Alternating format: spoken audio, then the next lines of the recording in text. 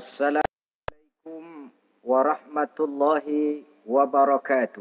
Waalaikumsalam warahmatullahi wabarakatuh. Alhamdulillahil jabbaril qahhar, al-azizil ghaffar, khaliqil jannati wan nar. Wassalatu wassalamu ala sayyidina wa maulana Muhammadinil mukhtar wa ala alihi wa ashabihil adhar. Amma ba'du. Saudara-saudara kaum muslimin rahimakumullah.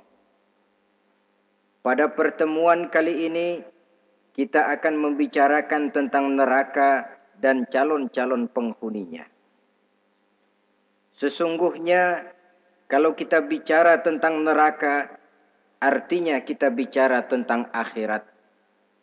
Dan kalau kita bicara tentang akhirat, kita bicara tentang alam gaib yang merupakan salah satu dari rukun iman yang 6, percaya kepada alam gaib. Kalau sudah bicara alam gaib, maka ini di luar batas kemampuan nilai-nilai ilmiah dan di luar batas kemampuan renungan filsafat. Ilmu pengetahuan akan buntu kalau sudah membicarakan alam gaib.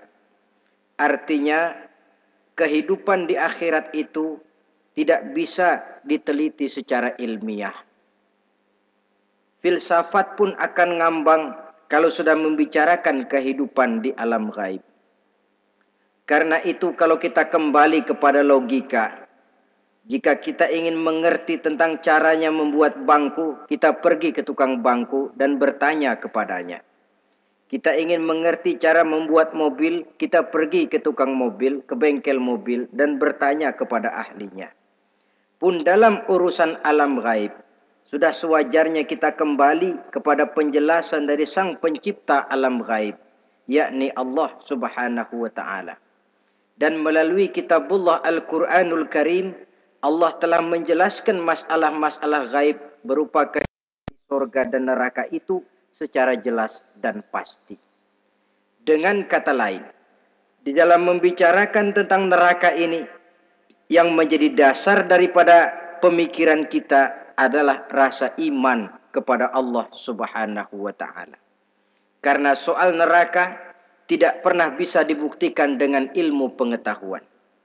Tidak bisa diselidiki sebab orang yang sudah pulang ke sana pun tidak pernah kembali lagi kemari untuk kita tanya bagaimana hal ihwal keadaan di sana.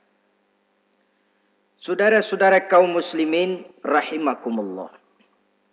Neraka dalam istilah Quran selalu disebut dengan narun, yaitu suatu tempat di akhirat nanti yang wujudnya berupa api yang bergejolak, bernyala dengan teramat dahsyatnya, sehingga dapat mengelupaskan kepala setiap orang dan menjulang ke hati.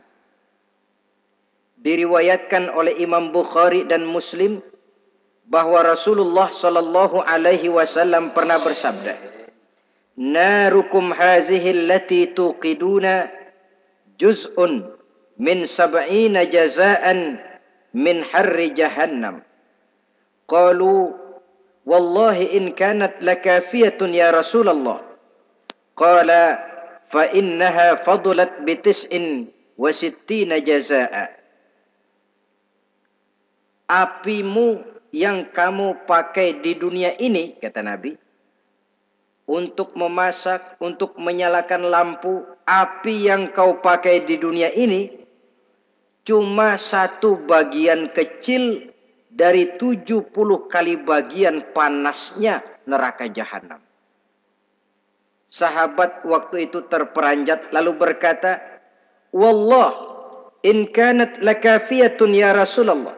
Ya Rasul, api di dunia ini saja sudah cukup untuk menghanguskan kami, untuk menghanguskan apa yang ada. Bersabda Rasulullah sallallahu alaihi wasallam, maka sesungguhnya api neraka itu dilebihkan panasnya dengan 69 kali daripada panasnya api di dunia ini. Jadi sepanas-panasnya api yang pernah kita rasakan di dunia ini, maka api di neraka nanti 69 kali lebih panas dari api yang kita rasakan paling panas di dunia. Hadis yang senada dengan penjelasan ini di samping Jawahirul Bukhari, kita bisa menemukannya dalam Mukhtasar Tazkiratul Qurtubi dan Mukhtasar Ibnu Abi Jamrah misalnya. Saudara-saudara kaum muslimin rahimakumullah. Sehingga boleh jadi seringan-ringan azab penduduk neraka di akhirat nanti, kata Nabi, seorang yang di telapak kakinya diletakkan kerikil neraka yang sangat kecil, lalu mendidih otaknya. Itu seringan-ringannya. Di tapak kakinya diletakkan kerikil neraka yang oleh karena panasnya lalu mendidih otaknya. Itu yang paling ringan. Nggak apa-apa. Cuma segitu aja. Di telapak kakinya ditaruh kerikil, otaknya lalu jadi mendidih karena menahan panas. Pantas kalau satu hari Luqmanul Hakim pernah memberikan nasihat kepada anaknya. Kata beliau, anakku, kerjakanlah dosa seberapa kekuatanmu menanggung azab Allah. Dan laksanakan ibadah seberapa hajat dan keperluanmu kepada Allah. Berapa banyak hajatmu kepada Allah, begitulah kamu harus beribadah. Kalau kamu merasa tidak berhajat dan tidak perlu apa-apa kepada Allah, ya tidak usah ibadah. Logikanya kan begitu. Saudara-saudara, dalam hidup ini ada nggak yang nggak perlu kepada Allah? Ada nggak? Seluruh kita memerlukan Allah. Karena itu Luqman betul dengan bahasa diplomatis. Anakku, kerjakan ibadah seberapa hajatmu kepada Allah. Makin banyak hajatmu kepada Allah, makin banyak hendaknya kamu melaksanakan ibadah. Tapi kalau kamu sudah merasa bisa hidup tanpa Allah, persilahkan kamu tidak usah ibadah. Sebaliknya, kerjakan dosa seberapa kekuatanmu menanggung azab siksaan Allah. Kalau merasa sudah belajar ilmu kebal, kira-kira di neraka nanti nggak apa-apa, persilahkan kerjakan dosa sebanyak-banyaknya. Tapi kalau masih berpikir, gua mah jangan dibakar di neraka, nginjek puntung rokok, gua lompat. Kalau masih berpikir ke situ, ya hati-hati, saudara-saudara. Nah, sebagaimana surga, neraka pun ada pintu-pintunya. Dan yang melalui pintu-pintu itu sesuai dengan dosa yang dia kerjakan pada waktu kehidupannya di dunia ini. Jadi setelah manusia diadili, mereka kumpul di padang mahsyar beramai-ramai. Yang mendapat kitab di tangan kanan, yang selamat dari proses pengadilan, yang sudah nyata lebih banyak kebaikannya daripada kesalahannya, wajah mereka berseri-seri. Tapi yang rapotnya merah, yang timbangannya lebih banyak kejahatannya, mereka mukanya udah pada gulem. Di tengah itulah kedengaran pernyataan dari Allah Subhanahu wa taala, salamun qaulan min rabbir rahim. Ada ucapan selamat dari Allah, Tuhan yang Maha Pengasih dan Maha Penyayang. Salamun alaikum. Selamatlah kamu, wahai orang-orang yang kelak akan sampai ke surga. Yang lulus di pengadilan dapat ucapan selamat dari Allah. Tapi pada saat itu juga Allah mengatakan, wamtazul yauma ayyuhal mujrimun. Pada hari ini, semua orang-orang yang kurang ajar, supaya minggir. Wamtazul yauma ayyuhal mujrimun. Orang-orang yang durjana, kelompok durhaka, para pembuat dosa, misah hari ini, minggir semuanya. Kamu akan digiring ke dalam neraka. Saudara-saudara kaum muslimin rahimakumullah. Baik mereka yang akan menuju surga, baik mereka yang akan masuk ke dalam neraka, sama melintasi satu jembatan yang melintang di atas neraka. Dalam surah Maryam ayat 71 dan 72. Walaupun jembatan itu tidak digambarkan secara jelas, tapi kita temukan penjelasan Allah sebagai berikut. Wa inna minkum illa wariduha kana ala rabbika hatman maqdiyya thumma nunajjil ladzina taqaw wa nazaru adh-dhalimina fiha jasiyya. Saudara-saudara, dan tidak ada setiap orang pun kecuali mereka akan melalui api neraka itu. Adapun orang-orang yang bertakwa, mereka diselamatkan oleh Allah, sedangkan orang-orang yang zalim, mereka terlempar ke dalam jurang neraka. Nah, itu yang dinamakan dengan sirat. Ada memang riwayat menjelaskan bahwa sirat itu kecilnya seperti rambut dibelah 7, tajamnya lebih tajam dari mata pedang. Tapi dalam banyak hal, orang lewat di atas sirat itu bergantung kepada amalannya waktu dia hidup di dunia ini. Maka jangan heran ada orang yang lewat di atas sirat itu seperti kilat. Lep, sudah sampai di surga. Ada yang lewat di atas sirat itu seperti orang terbang. Ada yang lewat di atas sirat itu seperti orang lari. Ada yang seperti jalannya onta. Ada yang merangkak, ada yang gelantungan, ada yang sudah hampir sampai ke tepian sana untuk masuk ke dalam surga, terpeleset nyemplung juga ke dalam neraka. Sesuai dengan amalan pada waktu mereka hidup di kehidupan dunia yang sekarang ini. Saudara-saudara kaum muslimin rahimakumullah. Apabila orang terperosok lalu masuk ke dalam neraka, bagaimanakah ihwal keadaan di neraka? Panasnya sudah kita jelaskan tadi. 70 kali lipat dari sepanas-panasnya api di dunia ini. Lalu orang-orang yang masuk ke dalam neraka, mereka juga mendapat pakaian, makanan, minuman, perhiasan. Tapi makanannya, minumannya, perhiasannya lain dengan orang-orang yang sampai di surga. Mereka juga diberikan buah-buahan, sebab di neraka juga ada pohon. Namanya pohon zakum. Buahnya duri dari api. Dan itu yang akan jadi lalap makanannya orang-orang neraka. Di dalam surah As-Saffat ayat 64-65 Allah Subhanahu wa taala menjelaskan, innaha syajaratun takhruju fi aslil jahim tal'uha ka'annahu ru'usus syayatin. Sesungguhnya pohon zakum itu adalah satu pohon yang akarnya keluar dari dasar neraka, yang buahnya seperti kepala setan. Ini sudah untuk bahasa yang sangat menyeramkan ini. Pohon itu tumbuh dari dasar neraka, buahnya mirip kepala setan.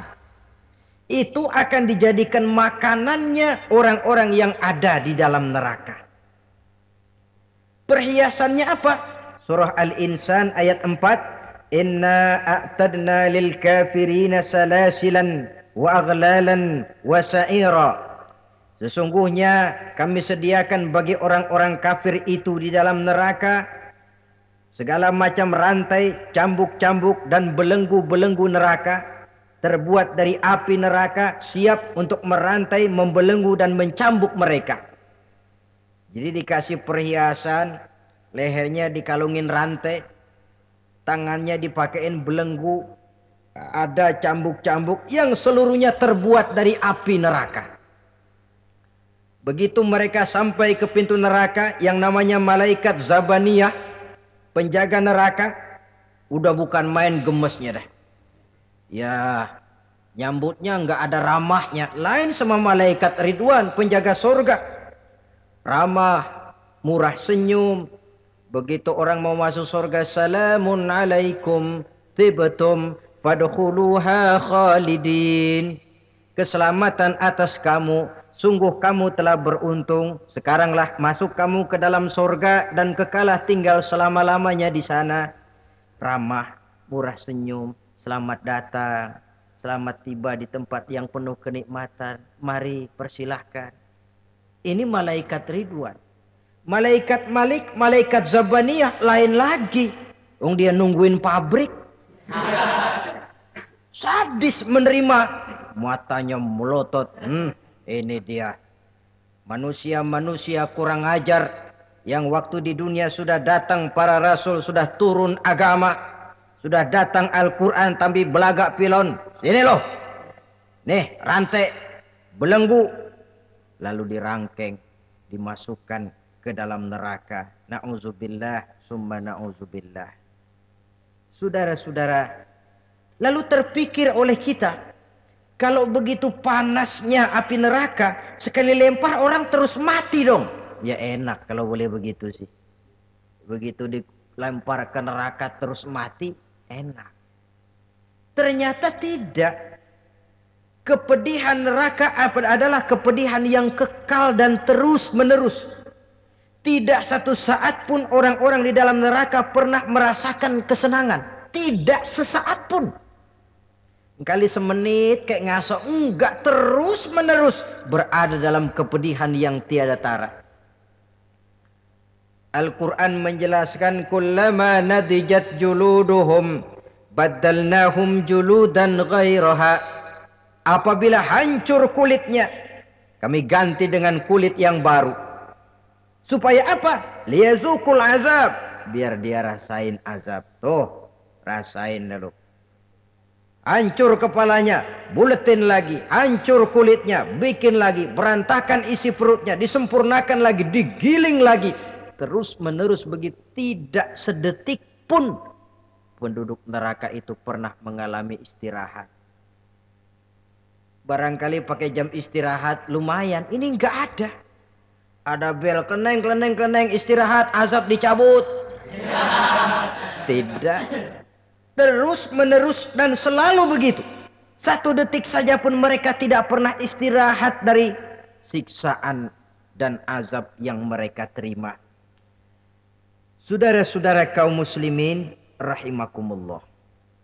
Lalu bagaimana keadaan mereka? Ada orang-orang di dalam neraka itu yang dikenakan pakaian dari api neraka. Luar biasa. Dikasih pakaian dinas dari api. Kemudian kepalanya dituangi air yang sedang mendidih. Yang dengan tuangan air itu dihancur luluhkan segala isi perutnya dan kulit-kulitnya. Setelah itu mereka dicambuk dengan cambuk-cambuk dari besi. Apabila mereka hendak keluar dari neraka, mereka dicampakkan kembali ke dalamnya. Dan dikatakan kepada mereka, rasakan siksaan yang membakar ini. Dalam surah Al-Hajj ayat 19 sampai 22, kita bisa simak firman Allah Subhanahu wa taala. Fallazina kafaru qutti'at lahum siyabun min nar yusabbu min fawqi ru'usihimul jahim yus'aru bihi ma fi butunihim wal julud wa lahum maqami'u min hadid kullama aradu an yakhruju minha min ghammin u'idu fiha wa zuqu 'azabal hariq. Na'udzubillah summa na'udzubillah. Diberikan pakaian dari api, melolong, menyayat dia, memilukan, merintih dan meraung-raung. Lalu kepalanya diguyuri dengan air yang sangat mendidih. Hancur luluh isi perutnya, masih dicambuk lagi dengan cambuk-cambuk dari besi. Mereka merambat, mereka meraung, mereka hendak lari, mereka ingin keluar dari neraka. Tapi tiap kali mereka merambat ingin keluar, ditarik lagi. Kalau cari kita, ayo mau kemana lo? Apa kata malaikat penjaga neraka? Zuku azabal hariq. Rasa ini, makan pencarian lo waktu di dunia. Saudara-saudara, lalu ada pula siksaan penduduk neraka itu, di mana dahi, lambung dan punggung mereka dipanggang dengan api neraka. Allah karim. Kita di dunia ini tertusuk paku saja waktu berjalan, sudah bukan main pedihnya. Tertusuk duri saja, sudah bukan main pedihnya. Ini punggungnya, lambungnya macam disate, dipanggang dari api neraka. Dalam At-Taubah ayat 35 kita temukan firman Allah, fi nari jahannama fatukwa biha hibahuhum wa junubuhum wa zuhuruhum. Na'udzubillah summa na'udzubillah. Kemudian ada pula penduduk neraka itu yang disiksa, lehernya diikat dengan rantai.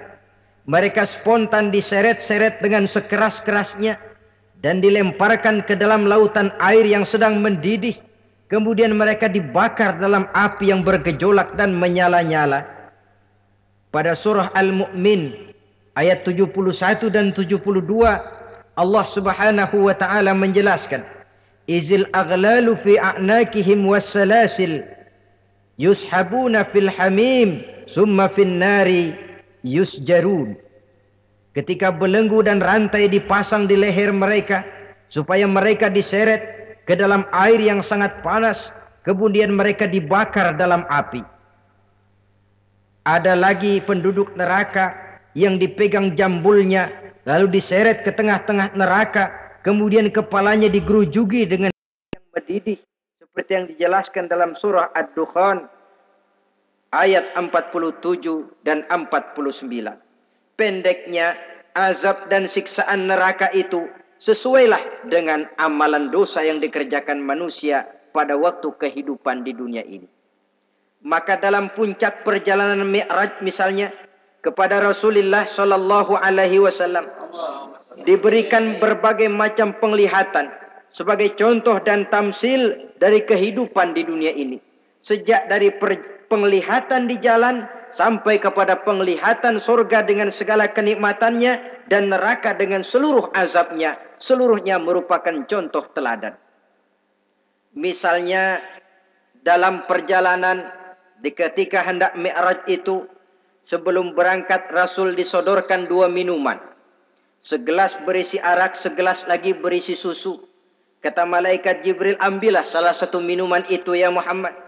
Lalu Rasul dengan tidak ragu-ragu, mantap betul beliau mengambil gelas yang berisi susu, lalu beliau minum. Setelah beliau minum itu, malaikat Jibril berkata, "Shaddaqta ya Muhammad." Engkau telah benar Muhammad. Laqad asabtal haq, pilihanmu tepat. Kenapa ya Jibril? Untung susu yang kamu minum Muhammad. Kalau arak yang kamu ambil, pasti umatmu bakal jadi umat yang teler semua. Ini pun satu contoh buat kita semua, bahwa dalam kehidupan kita selalu berhadapan dengan susu dan arak, berhadapan dengan hak dan batil, berhadapan dengan benar dan salah. Maka hati-hati kita jangan sampai salah pilih karenanya. Lalu yang ada kaitannya dengan persoalan kita, penglihatan yang diberikan Allah kepada beliau di neraka. Beliau melihat sekelompok orang dilontari kepalanya dengan batu dari api neraka. Tiap kali dilontari kepala itu hancur berkeping-keping, berantakan otaknya. Lalu dibulatkan kembali. Setelah kepala itu bulat kembali, disambitin lagi. Menjerit, meraung, merintih kesakitan. Hancur kepalanya, berantakan otaknya. Lalu dibulatkan lagi. Terus menerus begitu, tidak pernah berhenti. Sampai Rasul bertanya, ya Jibril, ini orang kenapa kepalanya dilontari dengan api neraka sampai hancur lalu dibulatkan kembali? Kata malaikat Jibril, ya Muhammad, itulah contoh daripada umatmu yang berat untuk sujud kepada Allah Tuhannya. Itulah contoh dari umatmu yang waktu hidup di dunianya tidak pernah mendirikan sholat sama sekali. Sombong yang paling sombong adalah sombong kepada Allah. Artinya tidak mau sujud kepada Sang Maha Penciptanya. Jadi barangkali saudara punya cita-cita atau keinginan, saya mau yang ini saja, persilahkan, gak usah sembahyang. Lalu ada lagi sekelompok kaum, perutnya besar, sebesar rumah, dililit dengan kala dan ular dari api neraka, diseret-seret dia di jurang neraka, dipatoki ular, hancur perutnya, dibulatkan lagi perut itu, diseret kembali, hancur lagi, dibulatkan lagi, terus menerus seperti itu. Kata Nabi, ya Jibril, ini apa lagi? Kata malaikat Jibril, wahai Muhammad, inilah contoh daripada umatmu yang waktu di dunia suka makan riba alias renten dan suka makan harta anak yatim. Suka ngobyekin anak yatim. Sok jadi pengasuh anak yatimnya lapar, pengasuhnya yang pada kenyang. Saudara hadirin yang saya muliakan, orang yang makan riba alias renten, orang yang makan harta anak yatim, begitu gambaran yang diperlihatkan kepada baginda Rasulullah Sallallahu Alaihi Wasallam. Sebagian lagi ada penduduk neraka yang kukunya terbuat dari tembaga dari api neraka. Panjang sangat kukunya itu. Lalu mencakar-cakar mukanya sendiri. Hancur mukanya, berantakan, dicakari oleh kukunya itu. Lalu dibulatkan lagi. Dicakar lagi. Hancur lagi. Dibulatkan lagi. Pengangguran benar nih orang. Muka sendiri dicakarin sendiri. Ya Jibril, ini tamsil apa Jibril? Ya Muhammad, itulah contoh dari umatmu yang pada waktu di dunianya nggak pernah rukun sama sesama saudaranya muslim. Suka nyari aib orang lain. Suka ngejelekin orang lain padahal orang lain itu saudaranya seakidah. Kan sama dengan nyakar muka sendiri namanya. Menepuk air di dulang, terpercik muka sendiri. Kejelekan saudaranya dikorek-korek, aib saudaranya diobral di pasar umum. Orang macam itu nanti tangannya akan tumbuh kuku panjang dari tembaga yang akan mencakar dan mengoyak-ngoyak mukanya sendiri. Itu kita bisa lihat nanti. Oh, ini yang waktu di dunia suka ngorek-ngorek kesalahan orang tuh lagi pada nyakarin mukanya. Oh, begitu. Saudara-saudara kaum muslimin rahimakumullah. Oleh karena itu Nabi ajarkan kita, tuba liman saghalahu aibuhu an uyubin nas. Beruntung orang yang aib dan kekurangan pada dirinya menyebabkan dia sibuk sampai enggak sempat ngorek-ngorek aib dan kekurangan orang lain. Introspeksi. Beruntung orang yang celak dirinya menyebabkan dia sibuk dan tidak sempat ngorek-ngorek aib pada diri orang lain. Ada pula di antaranya dilihat oleh Rasul, di antara penduduk neraka itu orang yang lidahnya terjulur memanjang. Kemudian dipotong lidah itu dengan gunting dari api neraka. Menjerit dan memekik ia menahan sakit yang tiada tara. Sampai Rasul bertanya kepada malaikat Jibril, apa lagi ya Jibril? Kata malaikat Jibril, wahai Muhammad, inilah contoh dari umatmu. Orang-orang yang waktu di dunia tidak pandai menjaga lidahnya. Suka menggunjing orang. Suka memfitnah orang. Suka ghibah dan namimah. Suka ngomongin orang di belakang yang bersangkutan. Maka hari ini lidahnya menjulur dan dipotong dengan gunting dari api neraka. Lalu Rasul juga melihat sekelompok orang perempuan tergantung rambutnya dari gantungan api neraka. Kemudian dipanggang dari duburnya sampai ke atas kepalanya dengan tombak dari api neraka, meraung dan merintih serta mengeluarkan nanah dari kemaluannya. Rasul bertanya, ini apa lagi ya Jibril? Kata malaikat Jibril, inilah perempuan yang waktu di dunia tidak pandai menjaga kehormatan dirinya. Ahli zina dan tukang umbar. Saudara-saudara kaum muslimin rahimakumullah. Banyak lagi tamsil-tamsil yang dicontohkan dalam puncak perjalanan Mi'raj yang seluruhnya merupakan peringatan bagi kita umat Rasulullah Sallallahu Alaihi Wasallam. Nah, kemudian sekarang marilah kita bicarakan neraka itu satu demi satu. Yang pertama, dan ini yang paling dikenal orang, neraka jahanam atau naru jahanam. Siapa yang dijelaskan Allah akan menjadi penghuni neraka jahanam ini? Pertama dalam surah Al-Ankabut ayat 68. Wa man azlamu mimman iftara 'ala Allahi kadziban aw kadzdzaba bil haqqi lamma ja'ahu alaysa fi jahannam maswal lil kafirin.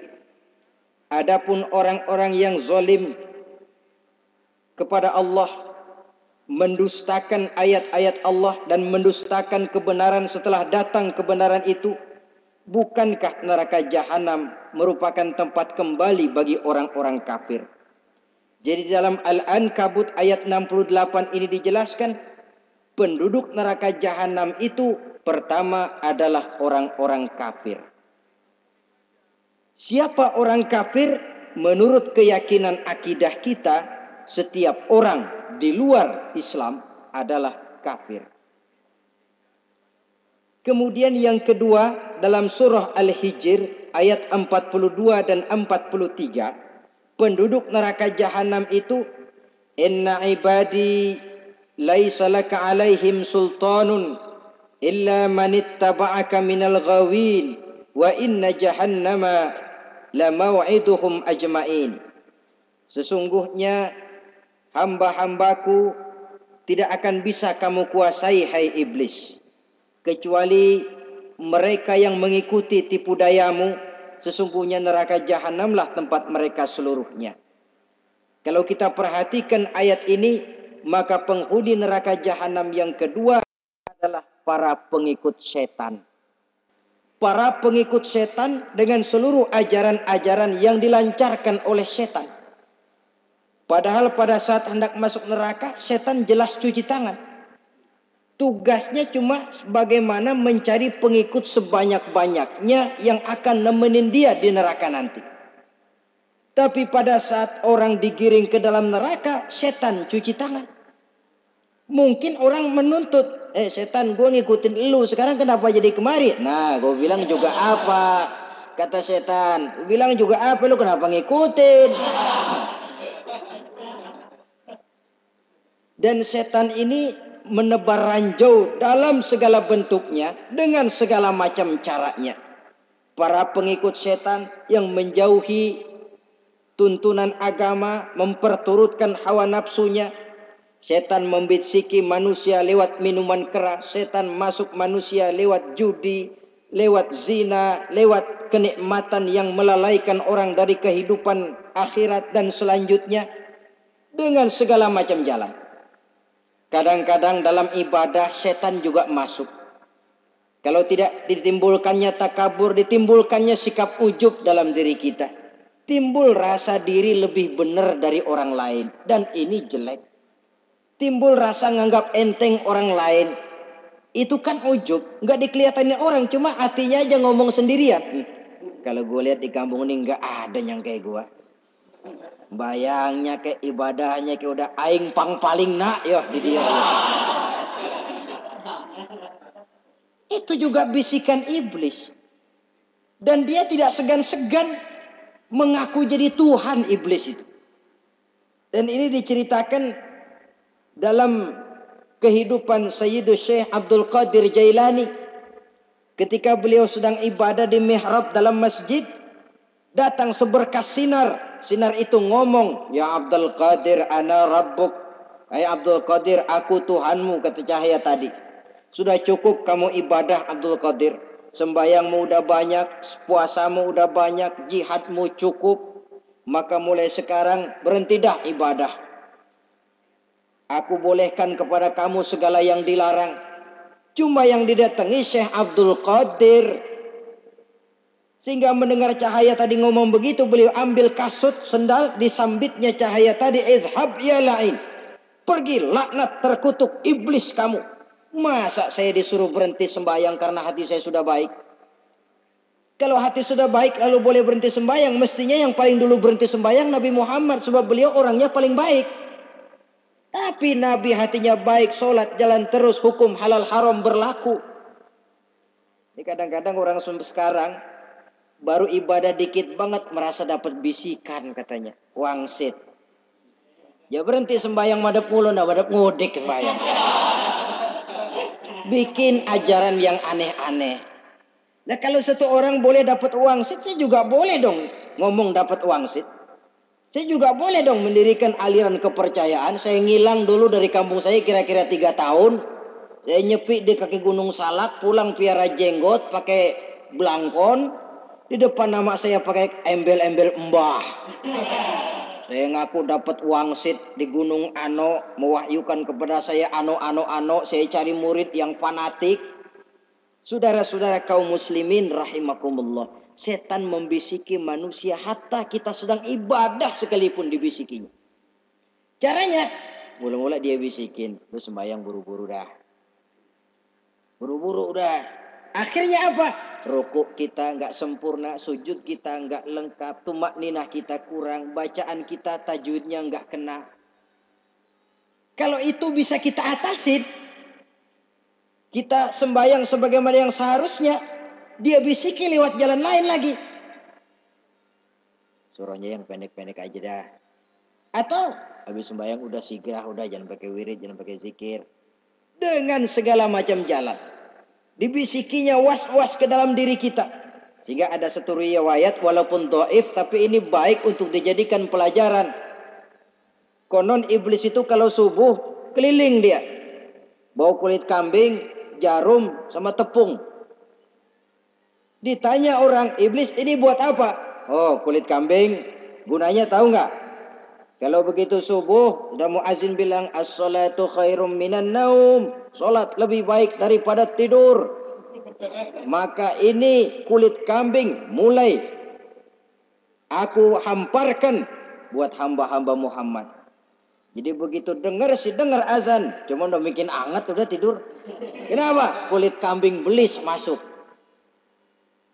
Saudara-saudara, lalu kata orang tadi lagi, lah kalau tepung buat apa itu? Oh, tepung. Itu kalau umat Muhammad mau baca Quran, baca kitab, mutolaah, gua aurin tepung matanya. Biar dia sepet. Makanya kalau sudah ngaji, baca Quran, bawaannya udah ngantuk aja ngantuk. Oh begitu, iya. Nah kalau duri paku itu buat apa? Nah ini duri paku. Kalau umat Muhammad mau hadir di majelis taklim, mau pergi ngaji, mau duduk iktikaf di masjid, gua pasangin paku di pantatnya. Jadi kalau sudah duduk di masjid, kelasat, kleset. Hadir di majelis taklim, kelasat, kleset. Bawaannya mau udahan melulu. Itu duri-duri dan paku-paku yang memang ditebarkan oleh iblis. Saudara-saudara kaum muslimin rahimakumullah. Jadi para pengikut setan dengan segala macam perangkapnya ini pun, ya perangkap setan itu ya dunia. Dunia itu ya isinya harta, tahta, wanita. Kan perangkap dunia itu. Harta, tahta, wanita. Ini sering bikin orang buta. Perangkap dunia dan merupakan perangkap setan sekaligus. Nah, yang ketiga, penghuni neraka jahanam adalah para pembuat dosa, orang-orang yang durhaka. Dalam Toha ayat 74 Allah menjelaskan, innahu may ya'ti rabbahu mujriman fa inna lahu jahannam. Sesungguhnya orang-orang yang datang menghadap Allah dengan berlumuran dosa, maka sesungguhnya bagi mereka adalah neraka jahanam. Dan yang keempat, penghuni neraka jahanam orang yang kufur nikmat. Tidak cuma kufur iman, tapi kufur nikmat bisa menyebabkan orang masuk neraka jahanam. Belum pernah merasakan dalam hidupnya bahwa Allah memberikan nikmat kepadanya bagaimanapun dunia dan nikmat itu. Dalam surah Ibrahim ayat 28-29 Allah menjelaskan, alam tara ilal ladzina baddalu ni'matallahi kufran wa ahallu qaumahum darul bawar jahannama yaslaunaha wa bi'sal qarar. Tidaklah engkau perhatikan, tidaklah kau lihat orang-orang yang mengganti menukar nikmat Tuhannya dengan kekufuran. Diberikan nikmat berupa Islam, digantinya dengan kekufuran. Dia tidak tahan kesengsaraan dunia lalu memilih kesengsaraan akhirat. Padahal kesengsaraan akhirat lebih abadi dari kesengsaraan dunia. Ada orang yang gak tahan miskin dunia, lalu menjatuhkan pilihan lebih memilih miskin akhirat. Ya Allah, keliru besar. Karena nggak tahan hidup miskin di dunia, ada yang nawarin ngasih supermi 3 bungkus, iman telap. Ada yang ngasih beras, pindah agama. Ada yang bawain pakaian bekas, tukar akidah, pindah iman. Innalillah. Ditukar kemiskinan dunia dengan kemiskinan akhirat. Padahal kemiskinan dunia berapa tahun? Setahun umur manusia. Sepanjang-panjang umur orang sekarang kan. 100 tahun udah jarang umur orang sekarang. 70 aja udah cakep tuh.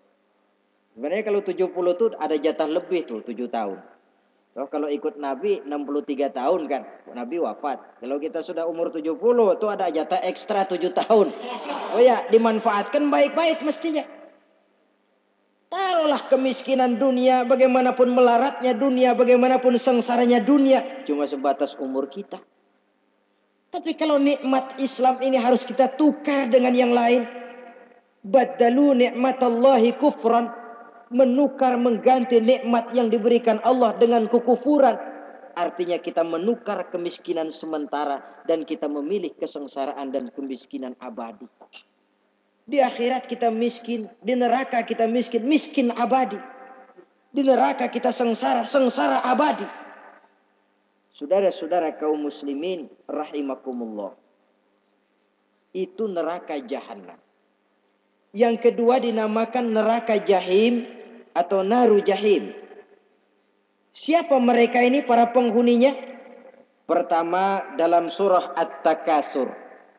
Yaitu orang-orang yang bermegah-megah dengan dunia, menumpuk-numpuk harta, lalu lupa dengan kesibukan harta itu, lupa kepada kehidupan yang akhirat nanti.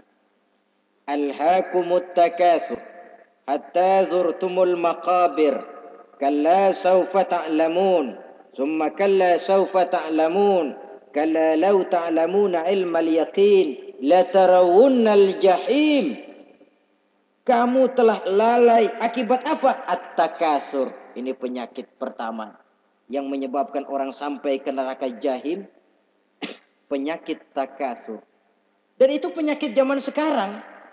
Berlomba-lomba dengan kemegahan materi. Berlomba-lomba dengan kemegahan dunia. Padahal kalau urusan itu kita berlomba, tidak akan pernah sampai finish. Percayalah itu. Tidak akan pernah finish. Sebab kemegahan dunia siklus, lingkaran setan. Kita anggap kalau punya duit 1 juta tenang. Punya 1 juta berubah pikiran. Lain lagi. Kita anggap kalau punya mobil enak. Sudah punya mobil, lain lagi problemnya. Kita anggap kalau rumah sudah gedung, enak hidup. Punya rumah gedung, lain lagi problemnya. Makanya pesan Nabi kalau ingin hidup tenang, urusan dunia lihat ke bawah, urusan akhirat lihat ke atas. Sering dicontohkan kalau punya mobil, bilang alhamdulillah kita punya mobil, tangga kita cuma punya motor. Kata yang punya motor, syukur banget kita punya motor, tangga kita punya sepeda doang. Kemana-mana kekejek mulu. Dayung. Kata yang punya sepeda, alhamdulillah kita punya sepeda, tetangga kita cuma jalan kaki, kemana-mana ngetuk mulu. Kata yang jalan kaki, alhamdulillah masih bisa jalan, tangga kita sebelah lumpuh bertahun-tahun gak kemana-mana. Kata yang lumpuh, alhamdulillah masih hidup, tangga kita kemarin mati nggak balik lagi. Itu dalam urusan dunia, sehingga sifat takasur ini hilang. Tapi urusan akhirat lihat ke atas. Kalau dia begitu sibuknya bisa jaga sholat, kenapa saya tidak? Kalau dia hidupnya sederhana, rajin sedekah, kenapa saya yang lebih kok nggak sanggup? Kalau dia bisa baca Quran, kenapa saya enggak? Lalu timbul gairah ingin mencontoh. Mencontoh orang dalam urusan ibadah menimbulkan ketenangan jiwa. Dan itu ada garis finishnya. Tapi kalau yang lumpuh lihat yang bisa jalan lihat yang naik sepeda, yang sepeda punya lihat motor, sudah punya motor lihat mobil, lihat pesawat terbang, pesawat lihat kereta api.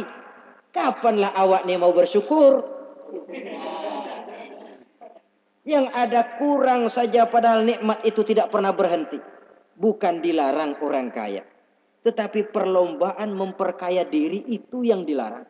Karena kalau sudah perlombaan namanya jor-joran sifatnya. Prinsipnya tujuan menghalalkan cara ini yang dijaga oleh agama. Saudara-saudara, selain penyakit takasur yang menyebabkan orang sampai ke neraka jahim, juga perbuatan durjana. Dalam Al-Infitor ayat 13-14, innal abrara lafi na'im wa innal fujjara lafi jahim. Orang-orang yang berbakti, berbuat kebajikan, mereka akan mendapatkan neraka surga naim. Tetapi orang-orang yang fujar, durjana, kurang ajar, durhaka, lafi jahim, mereka akan mendapatkan neraka jahim. Lalu siapa lagi penghuni jahim itu? Orang-orang yang menentang dan menantang ayat-ayat Allah. Wallazina sa'au fi ayatina mu'ajizin ulaika ashabul jahim. Dan orang-orang yang berusaha menantang ayat-ayat Allah sehingga melemahkan orang-orang yang mau mengikuti rasul-rasul Allah. Menantang ayat Allah dan membuat lemah orang yang mengikuti rasul. Melemahkan semangat orang yang mau mengikuti khitah dan perjalanan rasul. Kamu membangun masjid, iya. Berabe, berat, jangan. Si anu aja kapok. Majelis taklim, pahit. Ngaji, berat, melemahkan ini. Sudah dia rusak, merusak lagi. Kalau rusak kan cuma sendirian. Ini tidak, sudah rusak, merusak. Mu'ajizin, melemahkan orang-orang yang mau mengikuti ayat-ayat Allah. Dan itu tidak jarang zaman sekarang ini. Orang yang melemahkan semangat kita dalam berjuang menegakkan kebenaran. Kita yakin Islam agama yang benar, kita yakin Islam agama yang sempurna. Ada saja orang yang melemahkan semangat kita, yang berteori bahwa ada ayat-ayat Quran yang tidak relevan lagi dengan situasi dan kondisi, yang berteori bahwa Nabi Muhammad cuma sebagai manusia biasa yang tidak terlepas kemungkinan dari salah. Pendeknya melemahkan nilai-nilai semangat kita untuk memperjuangkan Islam ini. Ini pun termasuk mu'ajizin. Mereka akan menemukan nanti di akhirat kapling di dalam neraka yang dinamakan neraka jahim. Na'udzubillah summa na'udzubillah. Yang ketiga, saudara-saudara, di antara nama neraka itu adalah neraka hawiyah. Siapa penghuni neraka hawiyah ini? Dalam surah Al-Qari'ah ayat 8-11 dijelaskan secara simpel, wa amma man khaffat mawazinuhu fa ummuhu hawiyah. Adapun orang-orang yang ringan timbangan kebaikannya, maka tempatnya adalah neraka hawiyah. Artinya orang ini lebih berat timbangan kejahatannya, sedikit kebaikannya sehingga jadi ringan di timbangan akhirat nanti. Salat, puasa, zakat, tapi dosa yang dikerjakan masih lebih banyak ketimbang kebaikan yang dikerjakannya itu. Maka orang semacam ini apabila tidak mendapat syafaat, maka dia akan masuk ke dalam neraka yang namanya neraka hawiyah. Lalu yang keempat, neraka wail. Dalam surah Al-Ma'un ayat 1-7, garis besarnya yang mendapat neraka wail adalah para pendusta agama. Siapa sih pendusta agama itu? Ara'aital ladzi yukazzibu biddin. Tidakkah kamu lihat siapa orang-orang yang mendustakan agama? Mendustakan agama, beragama tapi bohong, sholatnya bohong, hajinya bohong, puasanya bohong, mendustakan agama. Siapa mereka? Fazalikal ladzi yad'ul yatim. Pertama, orang yang suka menghardik anak yatim. Anak yatim yang lemah, anak yatim yang tidak berdaya, yang hidup dipayungi kemiskinan dan kekurangan, bukan ditolongnya, malah dihardiknya. Jangan lupa, saudara yang sudah 2-3 kali pergi ke Makkah, saudara yang khusyuk dalam sujudnya, saudara yang mantap dalam puasanya, mungkin saja bisa terhalang masuk ke dalam surga. Karena di samping rumah saudara ada anak yatim merintih menahan lapar dan haus, saudara tahu, saudara mampu, tapi saudara diam saja tidak mau mengulurkan tangan, mungkin itu yang akan mengganjal saudara untuk masuk ke dalam surga. Wala yahuddu ala ta'amil miskin. Mereka membiarkan fakir miskin, tidak memberikan makan. Kemudian fawailul lil musallin. Mereka juga melalaikan solat. Allazina hum an solatihim sahun. Allazina hum yura'un. Mereka juga riak di dalam amalnya. Saudara hadirin kaum muslimin rahimakumullah. Melalaikan solat, kemudian riak dengan amalnya, termasuk amalan solatnya. Kalau jadi imam, bahasanya dibuat sepasih-pasihnya, surahnya yang panjang-panjang, paling pendek sabihis sama wadduha. Tapi kalau solat sendirian cukup kul huwallahu ahad sama inna a'toinakal kautsar. Hilang lagi nilai keikhlasannya. Dan terakhir, mereka enggan untuk membayar zakat. Yang memenuhi ciri-ciri inilah yang dikatakan sebagai pendusta agama. Menghardik yatim, membiarkan fakir miskin, melalaikan solat, ria, dan enggan membayar zakat. Mereka divonis mendapat neraka wail. Seperti dalam surah Al-Ma'un ayat 1 sampai dengan 7. Saudara-saudara kaum muslimin rahimakumullah. Yang kelima, neraka sa'ir. Neraka sa'ir ini pertama buat mereka yang memakan harta yatim. Kalau tadi tidak mau membantu, ini malah membantu tapi tujuannya malah ngobyekin anak yatim. Mereka yang memakan harta yatim dalam An-Nisa ayat 10.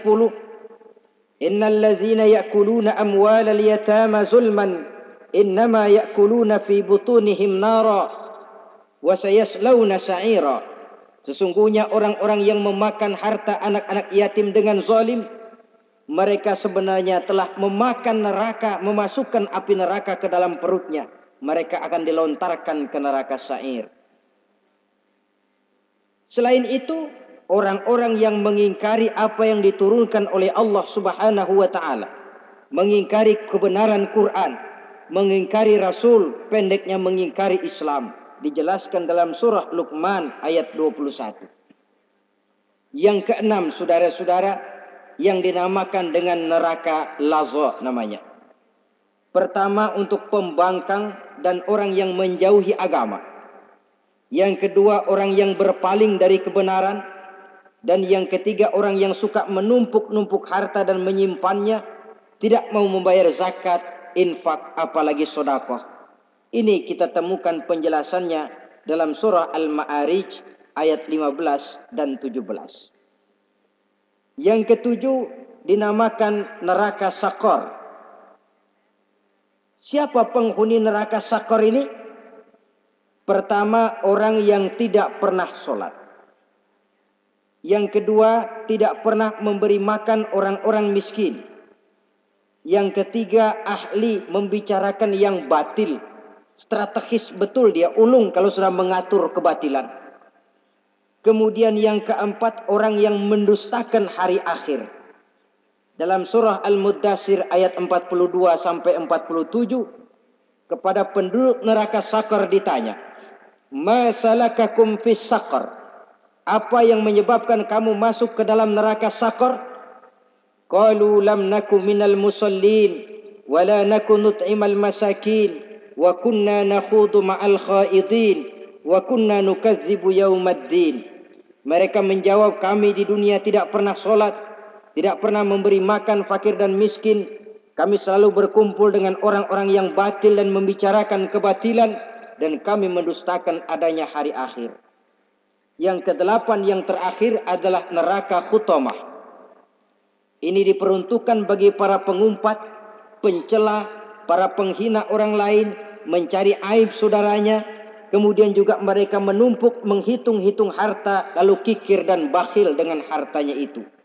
Dalam surah Al-Hujurat ayat 11-12, kemudian surah Al-Humazah ayat 1 sampai dengan 7, kita temukan penjelasan itu. Pada akhirnya saudara-saudara, kalau penduduk surga mereka kekal di dalamnya, maka penduduk neraka ini ada dua macam. ada penduduk musiman, ada penduduk permanen. Kalau yang namanya penduduk permanen itu sudah punya paspor KTP itu. Memang penduduk permanen itu mereka yang kekal selama-lamanya di dalam neraka. Mereka lah orang-orang musyrik dan orang-orang kafir, termasuk orang-orang munafik. Bahkan lebih dahsyat lagi yang namanya munafik. Kata Allah, innal munafiqin fid darkil asfal minan nar. Orang munafik itu berada di dasar jurang neraka yang paling bawah, keraknya neraka. Saudara-saudara, adapun penduduk yang semi permanen, ia masuk neraka buat sementara saja, sekedar dengan dosa-dosa yang dikerjakannya. Mereka adalah orang-orang mukmin yang asli, orang-orang Islam yang waktu di dunianya berbuat dosa. Mereka masuk ke dalam neraka, menerima azab sesuai dengan dosa yang dikerjakannya. Setelah itu mereka akan diangkat dari surga untuk ditempatkan di dalam, mereka akan diangkat dari neraka untuk ditempatkan di dalam surganya Allah Subhanahu wa taala. Seperti banyak dijelaskan dalam hadis-hadis sahih yang diriwayatkan oleh Imam Bukhari dan Muslim. Nah, inilah sekelumit tentang neraka dan calon-calon penghuninya. Mudah-mudahan Allah jauhkan kita, Allah jauhkan anak cucu kita, Allah jauhkan seluruh keluarga kita dari neraka dan dari azab neraka. Terima kasih dan mohon maaf. Wassalamualaikum warahmatullahi wabarakatuh. Waalaikumsalam warahmatullahi wabarakatuh.